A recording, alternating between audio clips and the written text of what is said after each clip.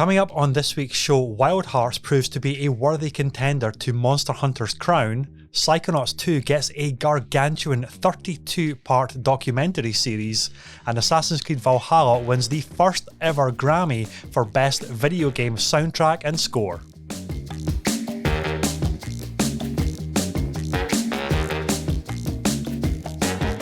Hello friends, and welcome to the Weekend Catch-Up Club podcast, the coffee morning show brought to you each week where friends hang out and chat about some of the latest stories going on in the industry. You can follow the show on all of your favourite platforms or watch the video version over on youtube.com/gamertagged.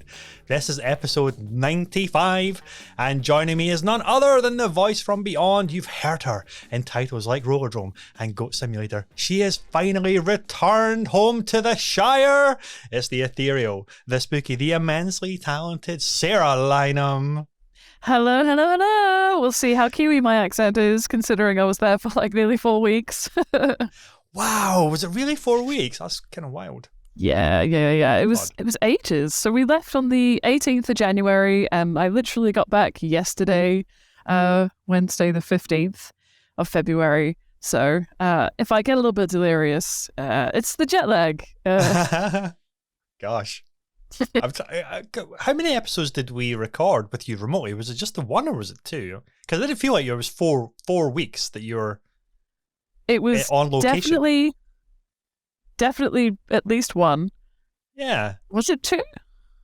I thought maybe two and then one without you, which was last week. So it's two remote and then one. Okay, yeah, that's right. That makes sense. God, it was wonderful to have you back on the proper soil here. It's good to be back. Also, I'm really interested to hear just how extreme your Kiwi accent gets. Is it because I know what I'm like because I used to live just north of London for like 5 or 6 years, and my accent definitely softened, and I'm aware of softening it for doing this kind of stuff as well, not being super broad, super slang heavy Scots. So but when I get back with the guys, we're full into shorthand terminologies and slang and banter, and Jess is like, who are you? where did my husband go? Yeah, so who are you? Like, and I don't understand what you're saying. Exactly. So I've got to hear, what's the equivalent for Kiwi? I mean, I guess it's kind of similar. It's one of those things where I don't realize, like, maybe I say stuff and I don't realize that it's a Kiwiism until someone's like, I don't know what you're saying. What are you talking about? Whereas I don't even have to think about that back home. Like that being said, sorry? Like goose guarding.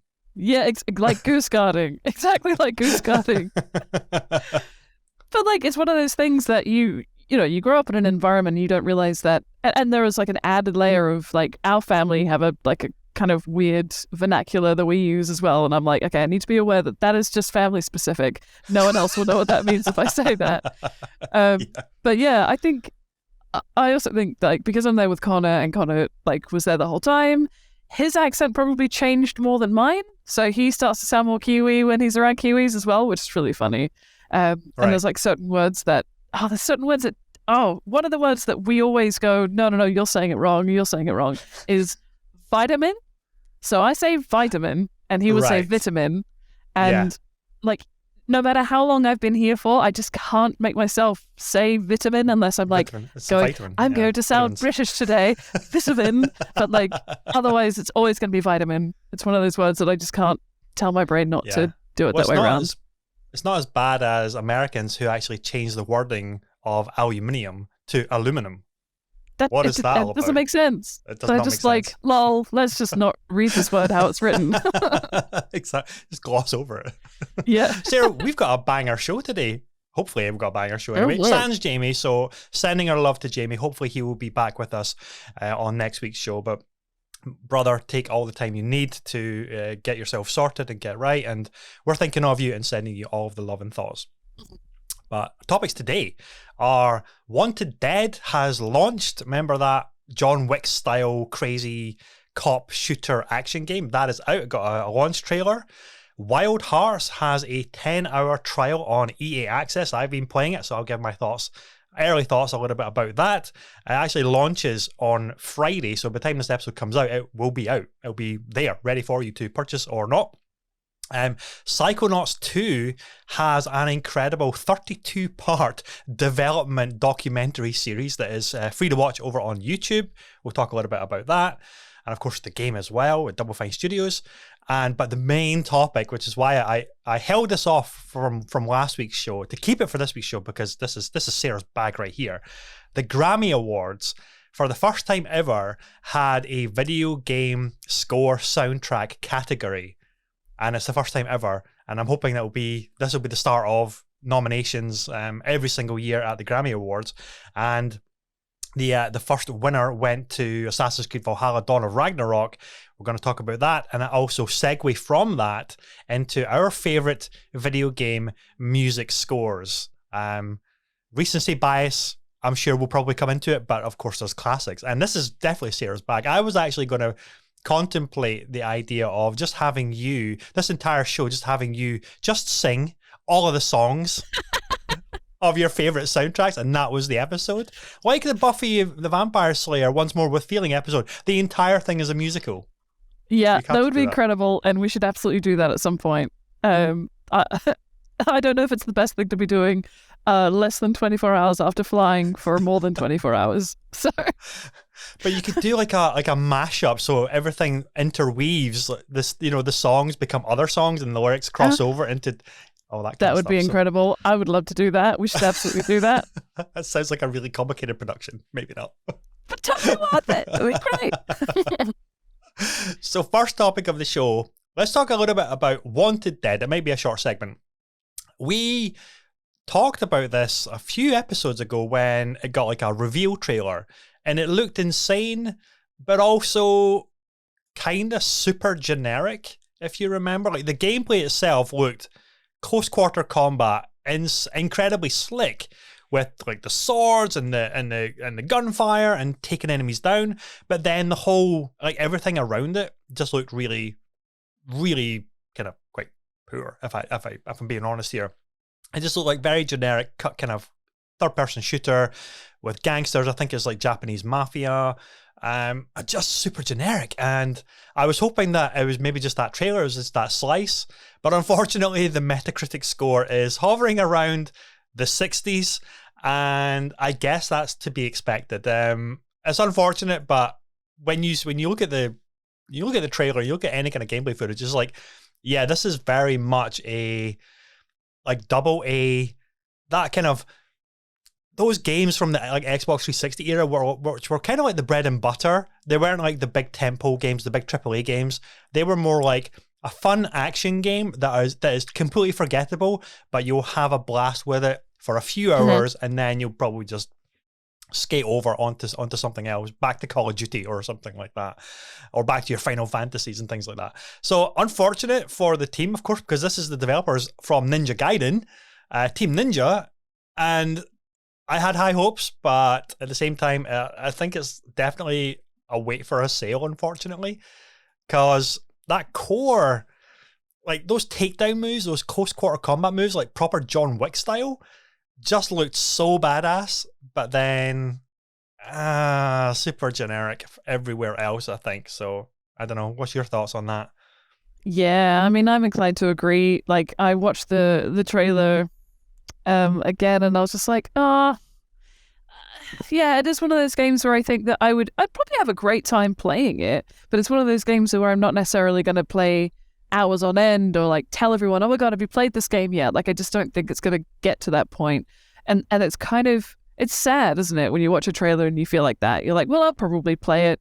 Maybe if someone else has it and I'm around at their place and I'll give it a go, or like if it's on sale at some point, maybe. But like, and it just seems so cool, like the idea of having a samurai sword and all your other like long range weaponry and guns. And there's a point where she's got a handgun and the samurai sword out, and I'm like, that looks cool. So but, like, badass, I know.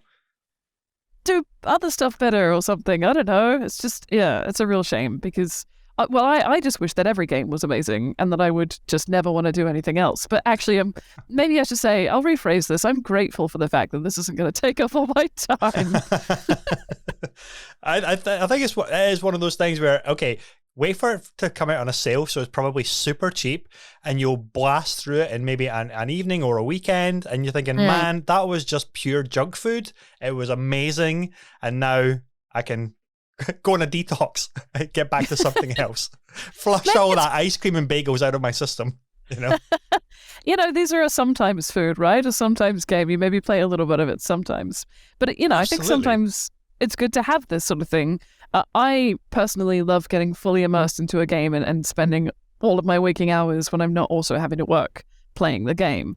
But it's also quite nice to just have something you can pick up for a little bit. And if it's like relatively untaxing on the brain, and if it does have that level of badassery, then cool. Like, hopefully it sits right in that spot, and hopefully it didn't have too many expectations to be bigger and better than that, because I think, it is what it is. Yeah, I mean, I again, totally agree. And I think it is important for games like this to exist, because Evil West was a game I fully loved, and I still go back and play it because it is just pure schlocky, ridiculous, does not take itself seriously, simple fun. Like we again referenced that a few episodes ago. It's the cowboy, you're a cowboy vampire hunter.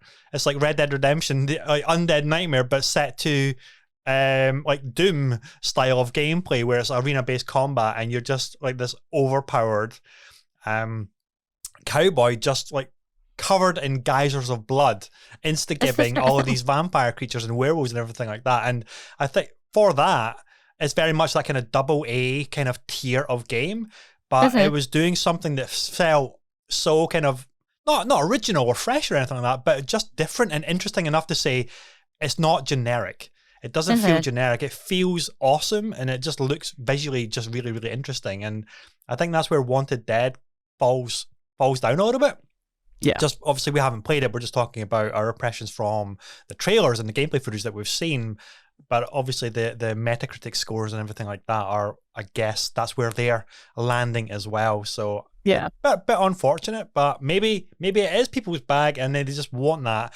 And they may say, this is my game of the year because I can wield a samurai sword and a Glock and a submachine gun, and I can just kneecap people and then chop their heads off. That's game of the year for me. It could be that. Yeah. You never know. Yeah. Very much so. It could be. I know. Okay, moving on. Let's talk about Wild Hearts, which is on a 10-hour trial right now. If you have EA Access or if you have Xbox Game Pass Ultimate, EA Access is bundled into that, so that's where I've been dipping in, playing a couple of hours of Wild Hearts. We, again, were excited for this because it looked like Monster Hunter by another name, and it is very much Monster Hunter by another name, and it looked really, really exciting. It's got a lot of things going for it. We were kind of geeking out a little bit by those trailers because the giant, like, boss creatures, the giant warthog, and they just looked just epic, like suitably Monster Hunter style epic. And I gotta say, mixed bag for me. I'm gonna talk about the good things, because I know you've just back from vacation. You've had like zero gaming time for the past 4 weeks. What is going on in Sarah's world? She didn't take her PS5 with her to New Zealand. That was a hot topic of discussion, I'm sure, between you and Connor. But so I've been playing Wild Hearts, and let me tell you, first of all, the gameplay absolutely rocks. It is really good. It's much faster, or it feels much faster with your movement and your attacks and things to something like Monster Hunter. Monster Hunter Rise is a bit faster as well, so it's much more kind of like Neo with a bit of Monster Hunter in terms of your movement and your moveset. And the build mechanic, which was like the big USP for this game, is brilliant.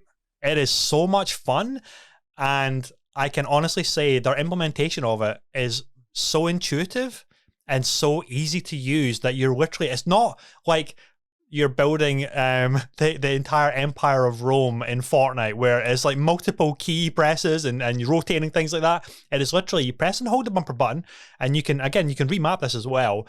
So I've got the blocks mapped to my A button, which is also my jump button, so I'm not having to do combinations of buttons.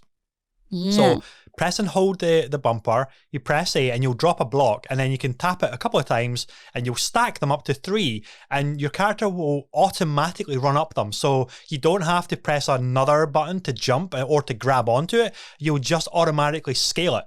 And then when you're at the top, you press a jump button and you do this massive dive bomb attack onto the creature's head, if you're lucky, or to their body or stuff like that. And it's super intuitive. And you can customize the things you can build once you upgrade your it's not really blueprints or anything like that, but once you unlock different things to build, you can build different things. But it's the speed at which you can just do it. Because if a monster is charging toward you, you can very quickly stack 3 blocks, jump up on it, the monster will smash through the blocks, and you've essentially avoided a charge attack from the creature. So you can use it tactically, and then that will allow you to then slam down with a down attack onto the creature. And there's things like that you can do. And that's not even half of the items that I haven't unlocked anything yet. It's just that and my starter weapon, because it's a trial, so I've only played a couple of hours. I'm just like, how does this all work? Give me a feel for it. So very, very early impressions, but the actual movement and the way you track and things like that are very much similar to Monster Hunter World, kind of. Whereas Monster Hunter World, you actually see like the scratch marks or the footprints or the dung or anything like that, and you build up a meter that will make your scout flies more efficient. In this, you actually build a hunting tower, and it's like a beacon that sends out a pulse, and the beacon will detect creatures nearby, and then that is when you know where to follow your kind of light trails, your hunter sense, I guess it's called. And then you can track the creature that way. So it's streamlined, but you've also got that tracking thing, which I lamented the loss of sorely in Monster Hunter Rise, because I loved it in World. So it's keeping that, it's keeping the good stuff from World and the fast stuff from Rise, and then kind of doing its own thing with the building stuff. That's the great stuff. And last night I jumped into a multiplayer match. So there was 3 hunters, and we took on this rat thing, which has like a wrecking ball for a tail, and it's covered in it's covered in like cherry blossoms and stuff and rock, and like, so the creature designs are gorgeous, really gorgeous. And we had such a riot. Like 3 randos, I had no idea. We did the classic emotes and things like that. They're really awkward, like punching the air or the bows, that kind of stuff, the way to communicate without any audio. Exactly.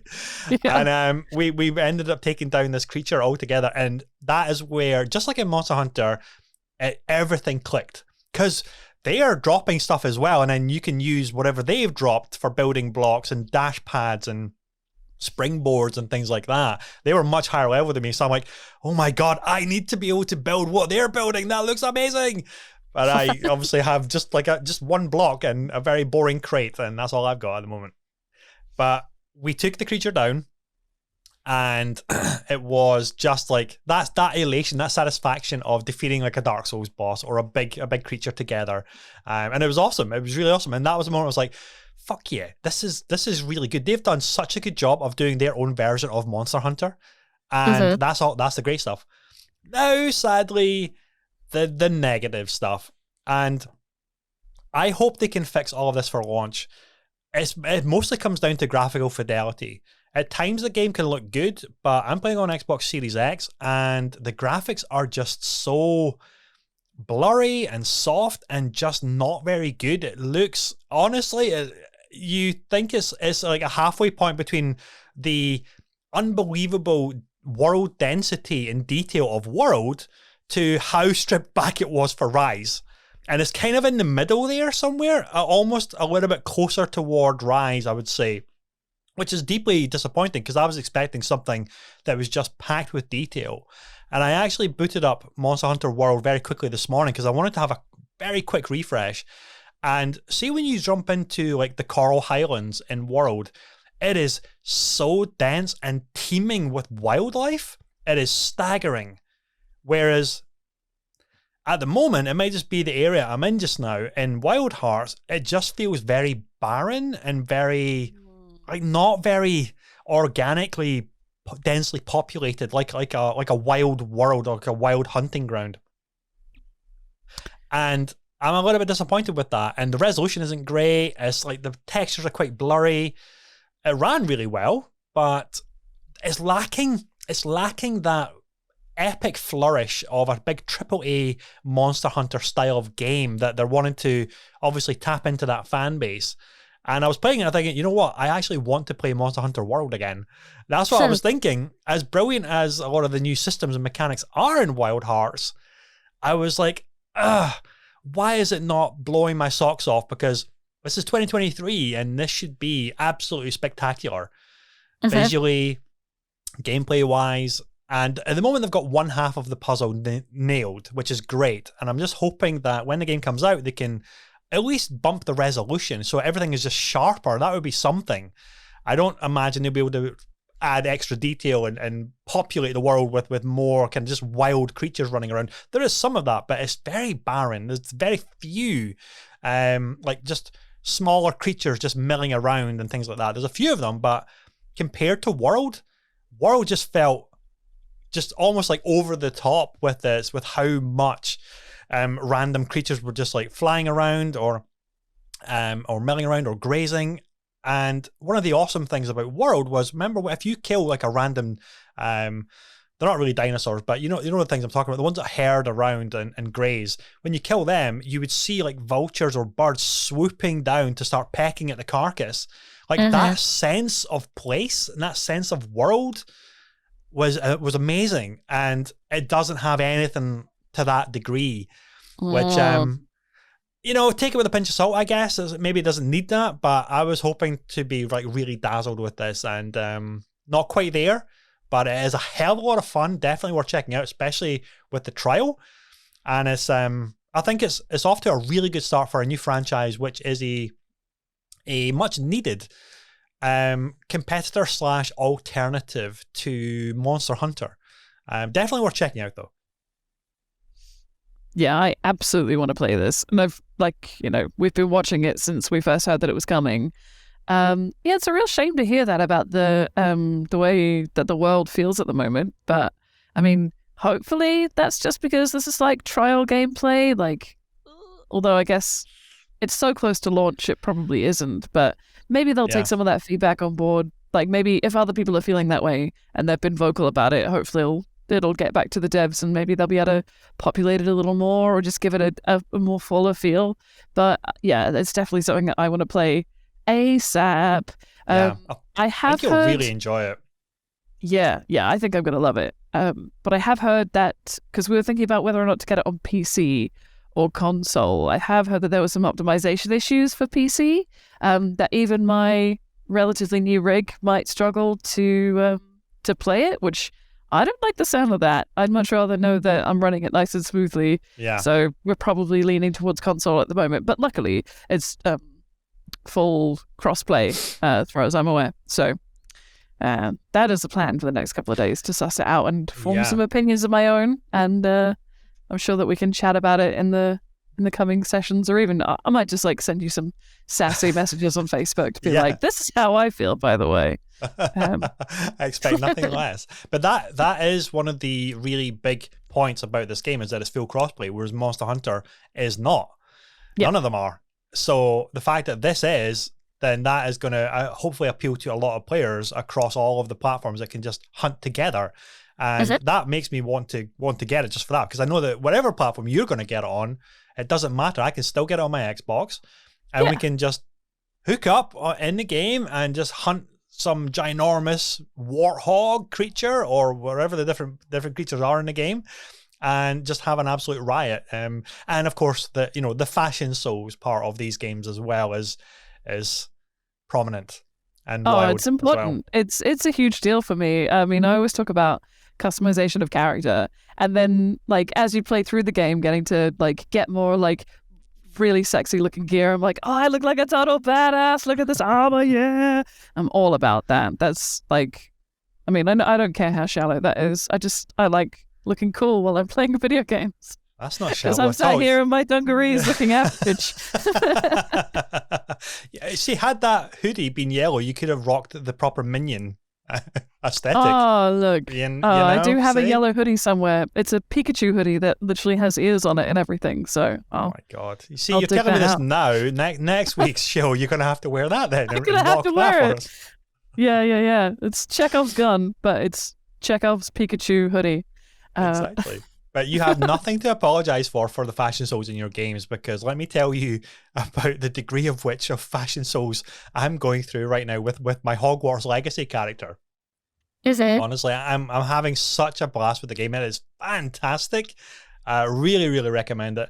But you can transmog anything you want. As soon as you've picked it up or bought it, you can just switch it over to keep the stats and make it look like something else. That's cool. I managed to find I actually bought, I should say, from one of the clothing vendors, because there's shops, Sarah. There's shops in Hogwarts Legacy where you can buy all kinds of wizarding and witchcraft goodness. I have a kilt now. My student has a kilt, and I have a fedora hat, so it looks exactly like me practically. It's just you. Yeah. Me 30 years ago. I still was never this good looking. Yeah. I was never this stylish or I don't know, sophisticated at school. Never. I was awkward and not very good looking. Anyway. Oh, same. I can relate. It's a hard relate. I know. If only there was an option to add facial hair. I want to put a beard on him so it looks just like me, but that wouldn't make sense for a high school student. Why would a high school student have a beard? Like, what? Yeah, like a 15-year-old with a full, amazing, bushy beard. That'd be great. Yeah, exactly. But not to go too much into Hogwarts Legacy just now, because we've got other things to talk about. But I can say that I'm having an absolute blast with it. It's so well done. I was talking to Jamie last time about it, but you weren't here, so I need to fill you in as well. They have captured the magic of the movies and the world so well that I'm shook at how good this game has come out, because it's like high 80s on Metacritic, and they've just done such a spectacular job. And it's a very unique style of fantasy game that is very unique to the Harry Potter world. And it just feels like cozy, like a cozy open world game. You can do all this.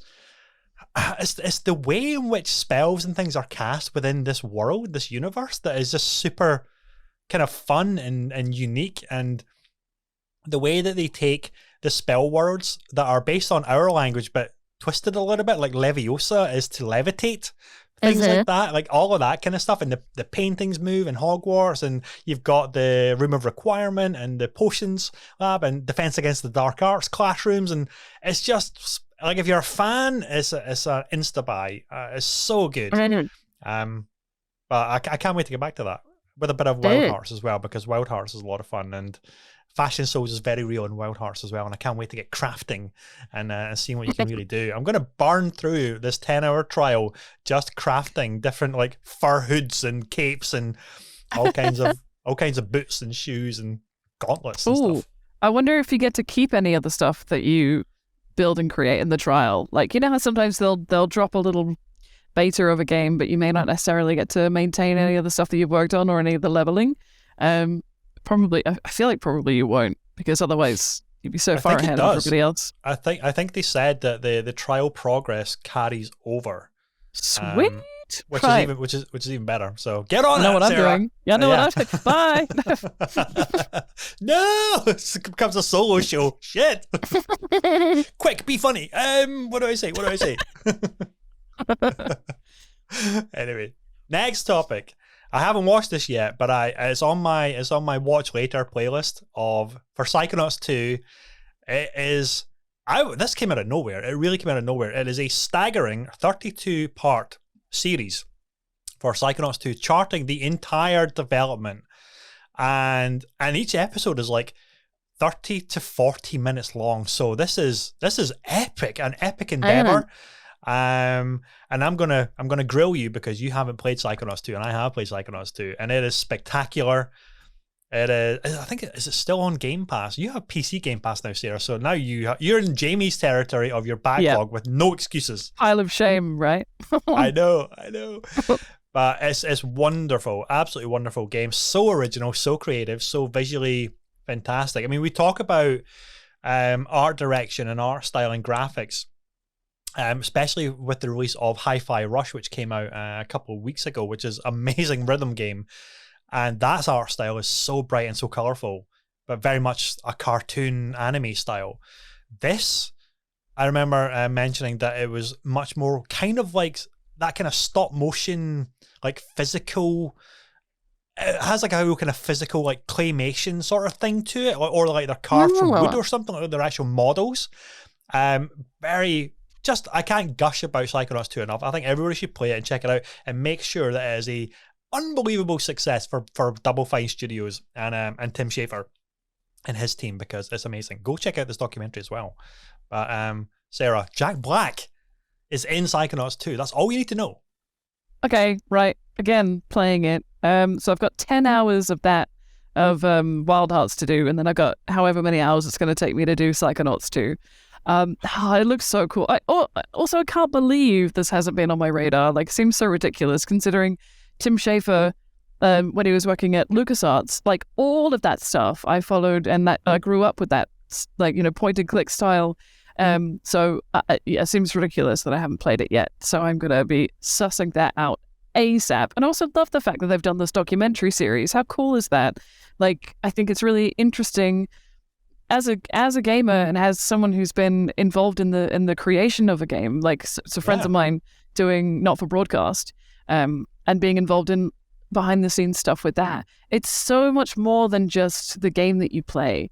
And I think it gives a whole level of appreciation that maybe some people don't, maybe some people aren't interested, but the people who are, I just find it really, really cool to see not just the good times, but the bad times, and, you know, the struggles and the triumphs. And one of the things that actually Not for Broadcast did a similar thing.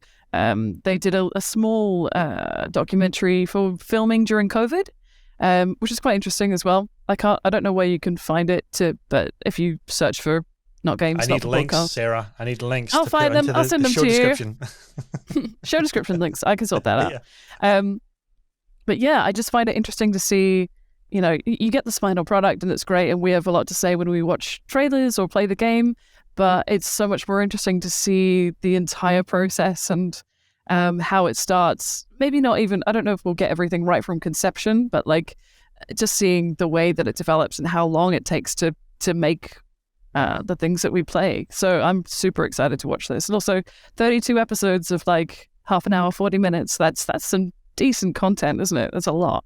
It's a lot. That is a lot. It's seeing how the sausage is made, as it were.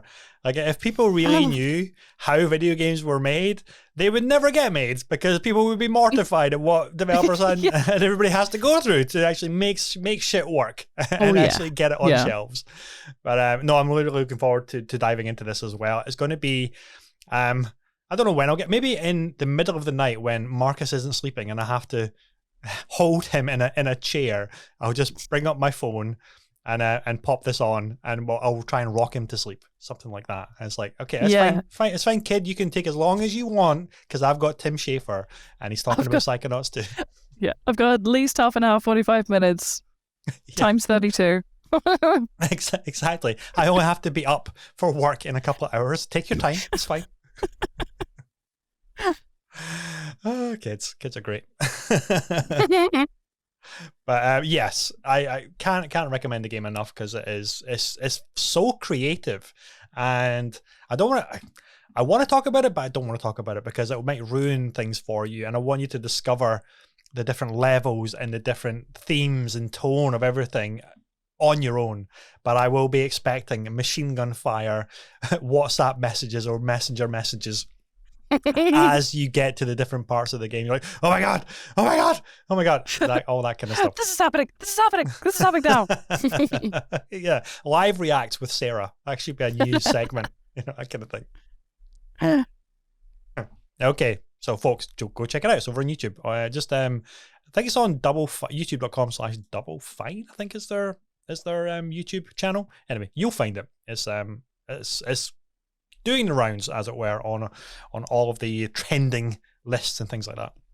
So anyway, the main topic of the show: Assassin's Creed Valhalla Dawn of Ragnarok wins the first ever Grammy Award for Best Video Game Score. So first of all, Sarah, how huge is this that video games are now getting an official category for original score?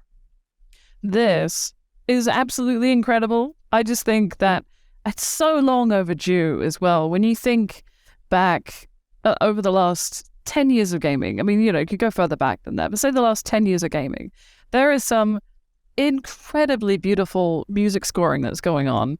And I'm so glad that finally these super talented musicians who've been putting everything together to create the ambiance and evoke emotion from the player, that finally they're getting an acknowledgement. Because I know quite a few composers these days, and the level of input, what they're doing to create the music for these games is, on par, if not bigger probably sometimes than a cinematic piece, because you've got so many different levels and worlds and feelings that you evoke, especially things outside of pure storytelling games. Like, I just think it's long overdue. So I'm really, really happy this is finally a thing, and let's hope that that is a permanent thing and not just we'll do this, every now and again for a jolly, because it almost feels wrong that there are so many games that have not had this opportunity to be nominated and then potentially have an award. So it's very special. And being Grammys, it means it's, at world level, it's not just people who are following video games specifically, because, we're all aware of various video game award ceremonies because we follow games.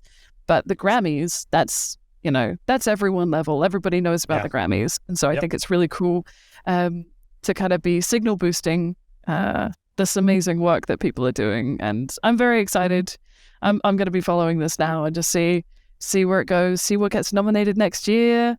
It's so great. It's really exciting. And when we were thinking about, when you were talking about putting this in the episode last week, I was like, no, but I have opinions and I want to talk about them.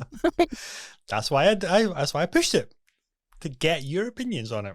Because you're right. It's an amazing spotlight on the video game industry, and it's up there with like the Grammys and the Oscars. It's the equivalent. It's like everybody watches the Oscars. It gets millions of views, and everybody watches the Grammys as well to see all the musical acts and everything like that. And to have video games on that stage at that level is an elevation point for the industry, and it's hugely exciting to see where it can go. And what the future holds for video game music. Not to sound like an ass, but I'm a little bit disappointed that the very first winner is Assassin's Creed DLC, considering the legacy of amazing, incredible music that we've had. Exactly. I know the music is great in Assassin's Creed Valhalla, and this is the DLC for Dawn of Ragnarok, and I haven't played that, but I'm sure it's also amazing. But I'm like, really? This is the first one? Anyway. What a weird starting point, isn't it? Like, I also thought, I was trying to figure out how they decided who the nominees were going to be, because I also had a look at the nominees, and I was like, okay. I'm strange, really curious. Like, from a couple of years ago as well. It's not like only things that came out in the last year. It's like Call of Duty Vanguard is a couple of years old. Mars of the Galaxy is a couple of years old. Very strange nomination list. Yeah. So I need to do a little bit of research into that, because I'm really curious as to how the nominees became the nominees, and it'd be really interesting to see the judging panel, because also I don't know anything about that. I don't know who was judging this. Yeah. But it would be really. Yeah, it'd be really interesting to see what happens in the coming years. And if it's going to be a case of, some of these things will be from a few years ago, then, there's a fair amount of catching up to do, I suppose. And I'd be curious to see whether they are going to include things like remasters, for example, I guess. Sure, I'm thinking of things like The Last of Us, because the music in The Last of Us is insanely good. It's just going to be one to watch. Maybe that could be tactical for really old games like Final Fantasy VII remake, right? It could be a remake release just to get a nomination for the Grammy for the soundtrack, things like that. Metal Gear Solid gets a remake. The soundtrack was actually redone as well, wasn't it, for the game? So it's not as if you could say, oh, it's it's not the original version, but but if they've remastered or remade and re-recorded all the music, I don't see why that shouldn't count, because FF7 is top of my list of music from gaming when I was growing up. It's a big deal. I know, it's huge, and I just can't wait to see the next year's nominees and things like that, because I know, for example, you can imagine Mick Gordon's Doom soundtrack getting nominated for the Grammy Best Rock Album. I don't know if it was, actually. I need to go back and look at previous nominees. It could have been nominated for Best Rock Album, but then it could get also nominated for the Best Video Game Soundtrack Album as well. And he's obviously the lead composer for Atomic Heart, which comes out in a week's time, which I'm hugely excited for. And I just can't wait to see and hear his music and how it kind of tangles and weaves into the gameplay of that game. And I think that's going to be spectacular. But again, there's so many. So to branch off into a little tangent side topic that is to do with this, we have to talk about our favorite scores, our favorite video game scores. And you mentioned obviously a little bit there about Final Fantasy, but give me another one. It's really tough, because I think that there's so many, if you're thinking full musicality, I would say that I could walk into a different area in Final Fantasy VII and I would remember that music, the entire piece of it, the whole theme of that area. It's just amazing. But I also, when I was thinking back to other things that have stuck with me, there's one radio station on GTA Vice City, which is Emotion. It's so ridiculous, but and it's using music that's been released and that people know. But it was just the whole thing. It had the whole everything that was crafted around this radio station, through from the voice actor who's playing the radio host and the little adverts that happen in between it, and then all the music that's being used. It was just stuff like that really stuck with me as well. And I mentioned The Last of Us as well. The Spanish guitar in that is mwah. And I'm so glad that Gustavo, who did the music, is also doing it for the TV series, which just, it'd be rude not to, really. It's one of those things that felt really unique to the game as well. There wasn't sort of, not that I can think of anyway, any other games that utilize that sort of Spanish guitar feel, the kind of sparsity of just having a guitar being the kind of main instrument and letting it just sort of ping out a few notes every now and again, and just little melodies from time to time. It's just so perfectly married to the actual game and the storytelling. What else? Those guitar chords became such an identifying riff, an identifying theme, that you instantly think The Last of Us whenever you hear those little guitar chords, right at the very beginning. It's that's The Last of Us. Yeah, exactly. And I love it when music does that, and I think people forget how much the music of something, whether it's a TV show, whether it's a game, whether it's a movie, you will hear the music and instantly, oh, that's what that's from. If a composer has done their job, and if the music marries in with the image, then it's golden. And then there's things like the Super Mario theme. Everyone knows the Super Mario theme. That's going to be classic. That's timeless. And that's been around for years. And you hear various different versions of it, but that will always be core association material. I also love the stuff in Ocarina of Time. Again, music is a huge element of the way that you play in that game.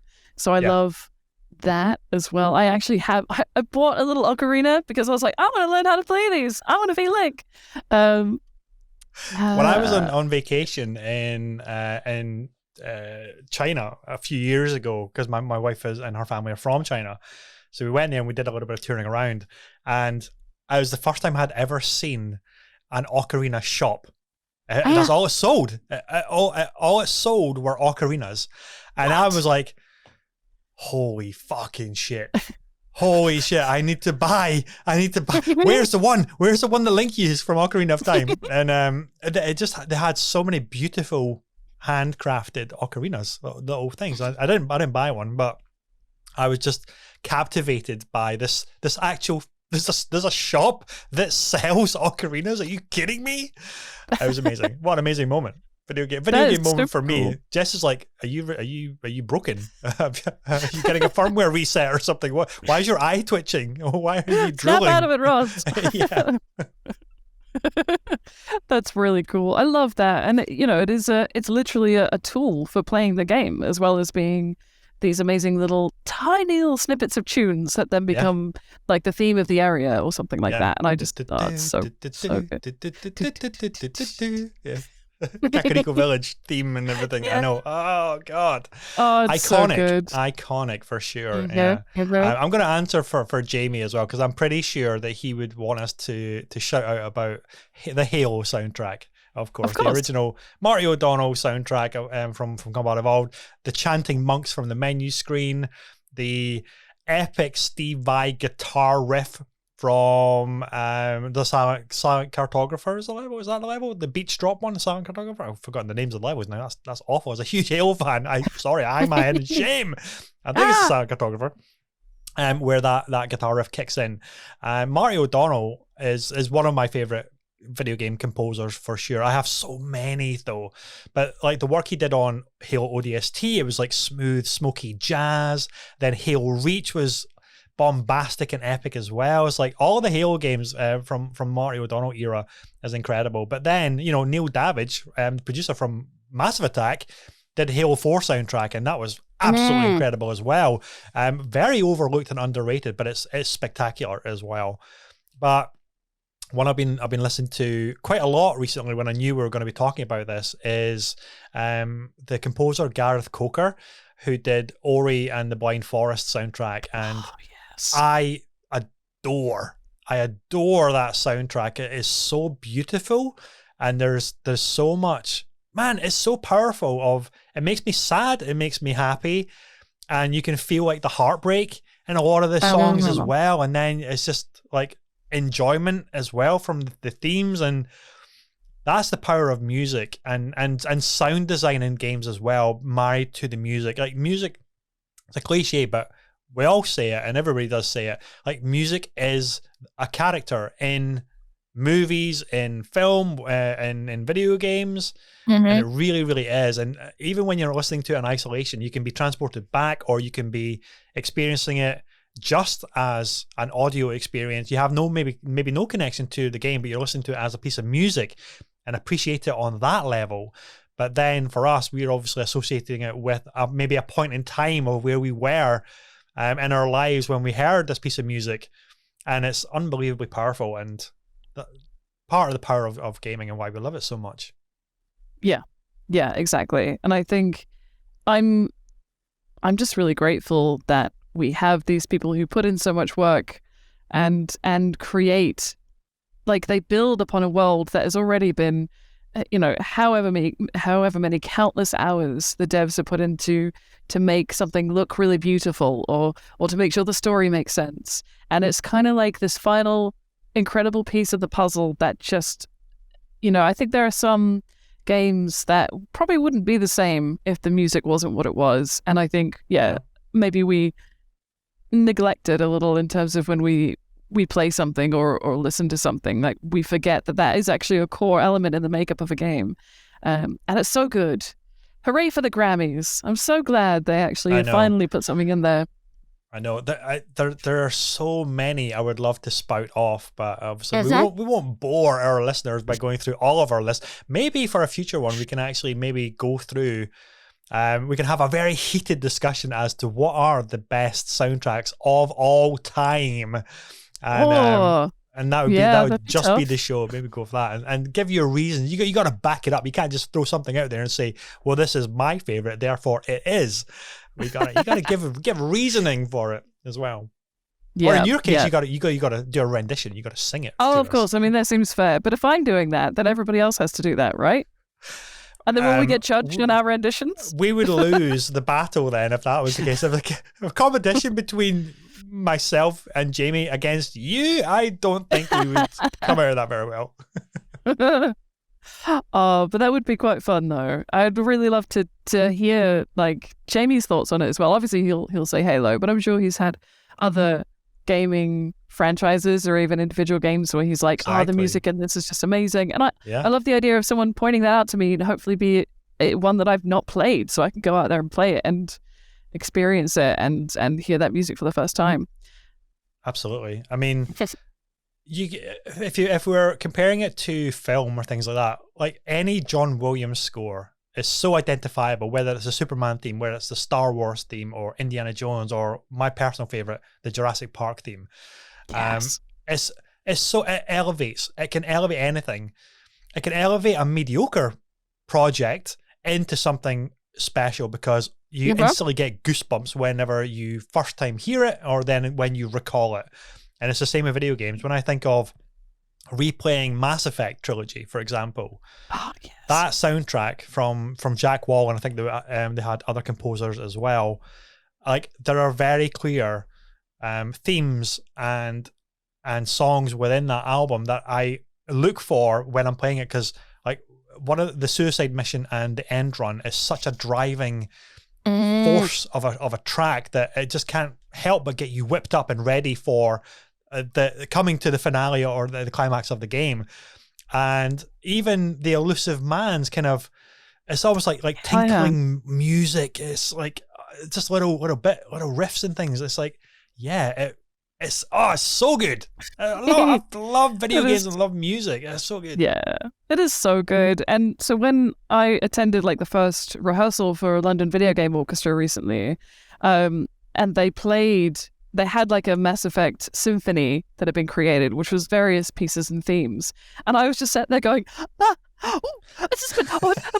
and I was that stupid little geek in the back going, and I just love that there are things out there like that as well. So you go have someone that's a big orchestral music fan and they'll come to see London Video Game Orchestra and they will see that music is not just for operas or not just for film. It's video games as well, and the level of intricacy is insane as well. Like I've not really played any Genshin Impact, and that was one of the pieces that I fell in love with after being at the gig. I was like, this music is so beautiful and it makes me want to go play the game. So you kind of get the reverse of if someone says the music is amazing and then you go and play the game, that's something that I probably would never have done before. As opposed to someone saying, I love this game, and then you discover the music. I think it's cool. It's just really cool. Yeah. I'm actually shocked that you didn't even mention Snake Eater after being the lead soloist. List. Come on. You said I wasn't allowed to just list everything. When has that ever stopped you? You don't listen to me anyway. I can never shut you up. Snake Eater was on my list, absolutely, and the Ezio's Family piece I did from Assassin's Creed 2. Yeah. But yeah, that's why I was like, that's so weird that this DLC won this Grammy where, it's going to be, you'll never be able to go, okay, so there are like 500 games, legacy like level music that should be acknowledged, but how would you even go about doing that? Do you just go and hand out Grammys to everyone at that point? Yes. Exactly. I don't think you really can, but like, not to labor on the point too much, but the selection was weird because you would have thought Bear McCreary did the fucking soundtrack and the orchestral music for God of War. Yes, and God of War Ragnarok, which is much more recent than Call of Duty Vanguard, even though it is probably a fantastic score. What? Like, what? Wait, how far back were they going to find these nominations? What was the qualifying characteristics to get straight? It's very That's what I want to know. I know, exactly. I mean, we won't labor it too much because I'm sure like all of the nominees are definitely well deserving, and I need to now check out the Dawn of War Ragnarok OST because it's now been elevated onto my list to say, okay, this is clearly an absolute banger of an arrangement of songs. I need to check this out. And the fact that it's now as part of a Grammy nomination, it almost like elevates the credibility even more for video games. That's like, oh, you make music for video games, as opposed to, wow, you make music for video games.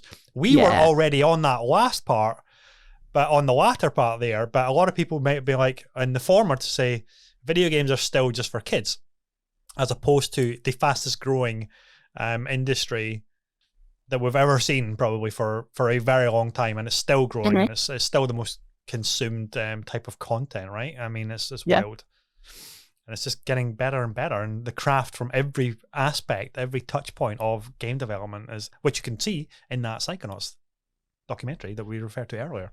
It's wild of how much goes into it, all the different skill sets that are required to go into it's not just coding. There's so many aspects. It's wild. Yeah. I love games, Sarah. I love video games. Me too. You know what? Yeah, me too. We won't fight about that. We'll just fight about who has the best music. I think I'm going to lose if it's a sing-off. But I do like that, like having our two cameras next to each other like this. We could kind of do like a other way. Yeah. Like a fighting game screen. I love it. But like a versus like in the middle. Yeah. The only way I would do a sing off is if it's lip sync challenge. So we're not actually singing, we're just miming it. But that's a great way to do it, because then I don't have a really super unfair advantage. Wait, no, I take it back. I want my advantage. I want it. And then the episode gets copyright striked like crazy because we've got all the actual tunes playing instead of our voices. Anyway, that is a wrap for episode 95, everybody. Thank you so much for supporting the channel. We are rocketing up the charts. My mind was blowing. Mine was not blowing, it was blown to see our ranking in the indie charts. We actually hit number 1, which was, oh my god, like we were number 2 in high top 10s, high top 5s for a while. We pipped the number 1 slot. We've dropped back down to number 2, but we got to number 1, and I think we're kind of like fluctuating between 1 and 2, but we've always been top 5, which is staggeringly amazing.